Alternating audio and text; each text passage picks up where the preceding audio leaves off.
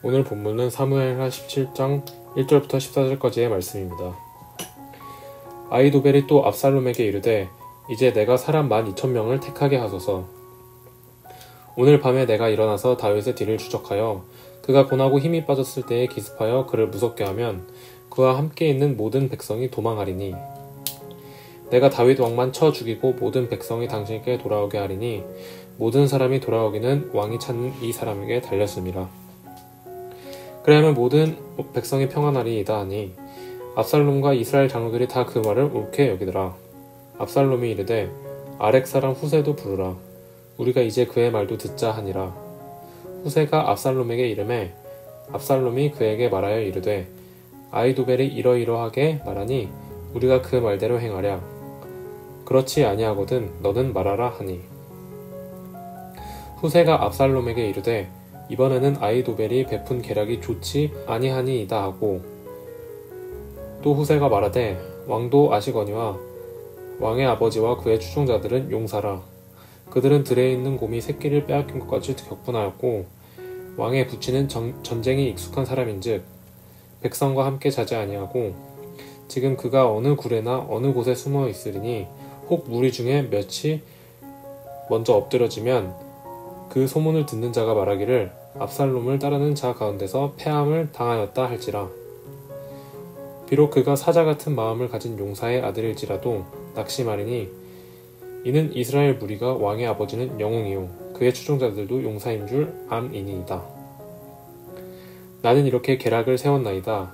온 이스라엘을 담부터 브엘세바까지 바닷가에 많은 모래같이 당신께로 모으고 친히 전장에 나가시고 우리가 그 만날 만한 곳에서 그를 기습하기를 이슬이 땅에 내림같이 우리가 그의 위에 덮여 그와 그 함께 있는 모든 사람을 하나도 남겨두지 아니할 것이요. 또 만일 그가 어느 성에 들었으면 온 이스라엘의 밧줄을 가져다가 그 성을 강으로 끌어들여서 그곳에 작은 돌 하나도 보이지 아니하게 할 것이니이다 하매 압살롬과 온 이스라엘 사람들이 이르되 아렉 사람 후세의 계략은 아히도벨의 계략보다 낫다 하니 이는 여호와께서 압살롬에게 화를 내리려 하사 아히도벨의 좋은 계략을 물리치라고 명하셨음이니이다. 아멘. 다윗은 압살롬에게 쫓겨 예루살렘을 빠져나갑니다.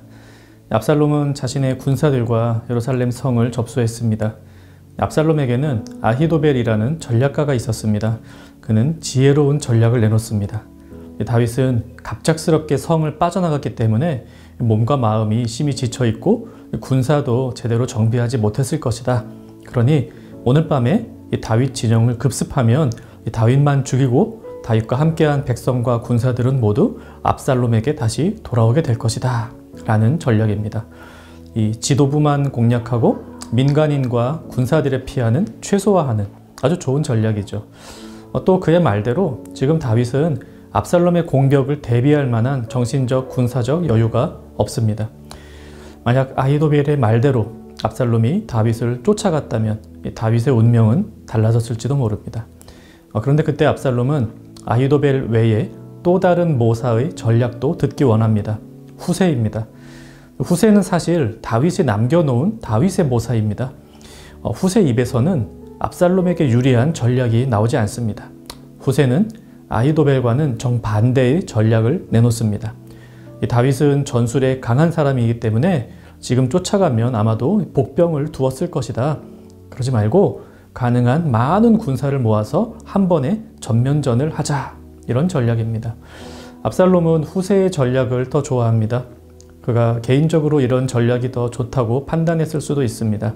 성경은 이 일에 대한 분명한 해석을 내립니다.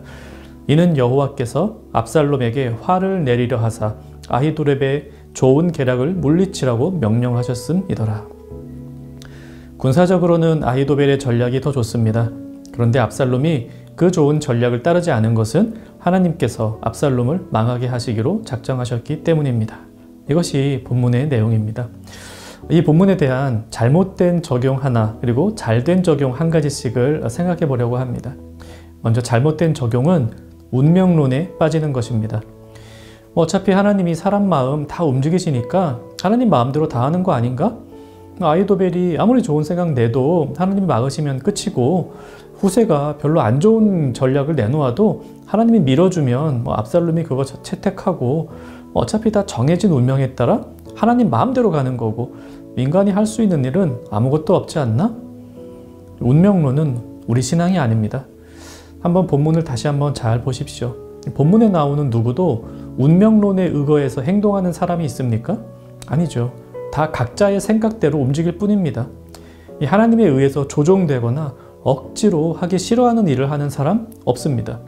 아히도벨은 자신의 생각을 말했고, 후세도 자신의 생각을 말했습니다. 압살롬도 자신의 판단으로 후세의 견해를 따랐을 뿐입니다. 정해진 운명대로 길을 간다고 생각하는 사람은 없습니다. 자신의 마음대로 살아갈 뿐입니다. 운명론은 옳지 않습니다. 잘된 적용은 하나님의 주권에 우리가 참여함을 믿는 것입니다.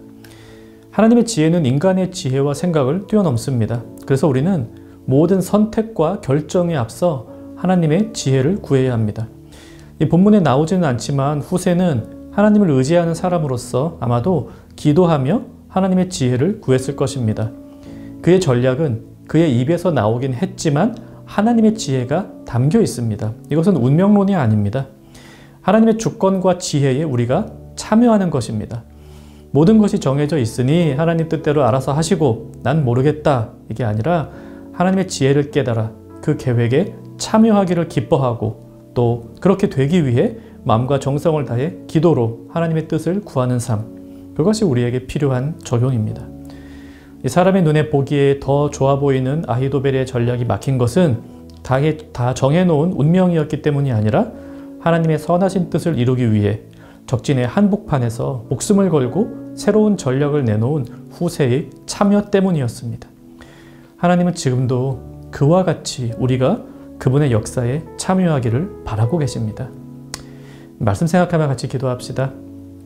하나님의 뜻을 알기 위해 늘 말씀을 읽고 기도하는 자가 되게 하옵소서. 이렇게 기도하시고 하나님의 선하신 계획에 참여하는 적극적인 삶의 자세를 가지게 하소서. 오늘 하루도 하나님의 지혜를 깨닫고 그분의 계획에 참여하는 청년가족 되시기를 바랍니다.